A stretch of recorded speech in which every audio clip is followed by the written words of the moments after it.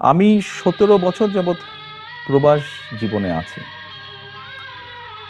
আ 111 এর তথাকথিত 111 সরকারের সময় যেই শারীরিক নির্যাতন আমার উপরে হয়েছিল, তারপরে চিকিৎসার জন্য আমি এই দেশে আসি।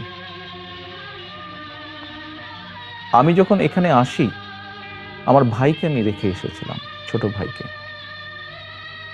আমি যখন এই দেশে আসি,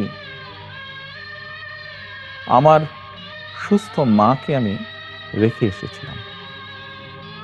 একটি ঘর রেখে এসেছিলাম, যেই ঘরে আমি এবং আমার ছোট ভাই বড় হয়েছি, যেই ঘরে আমার বাবার স্মৃতি ছিল, যেই ঘরে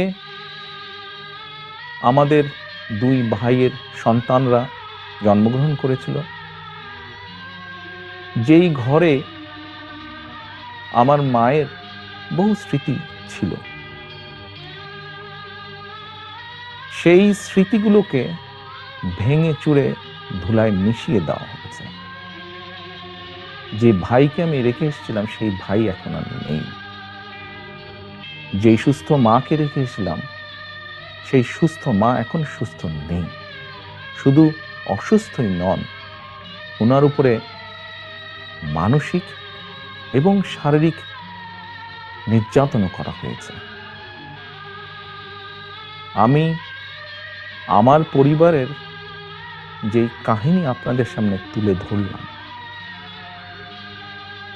এটিকে আপনারা কাহিনী বলুন বা সংগ্রাম বলুন, যেটাই বলুন না কেন, এটি শুধু আমার কাহিনী না বা আমার পরিবারের কাহিনী না। এরকম কাহিনী বাংলাদেশের শত না, হাজার হাজার পরিবারের, বা যেই পরিবারের বাবা, যেই পরিবারের ভাই, যে পরিবারের স্বামী, তার ঘরবাড়ি ধ্বংস করে দেওয়া হয়েছে, হ্যান্ডকাফ পরা অবস্থায় হাসপাতালের বারান্দায় মারা গিয়েছে, তা না হলে হ্যান্ডকাফ পরা অবস্থায় জেলের ভিতরে মারা গিয়েছে, সহায় সম্পত্তি ধ্বংস করে দেওয়া হয়েছে। এই সকল অন্যায়, এই সকল হত্যা, এই সকল নির্যাতনের জন্য যারা দায়ী, যারা এসবের হুকুম দিয়েছে, তাদের প্রত্যেকের বিচার হতে হবে। এটি প্রতিশোধের কোনো বিষয় নয়, এটি ন্যায়ের কথা, এটি আইনের কথা। অন্যায় হলে তার বিচার হতে হয়।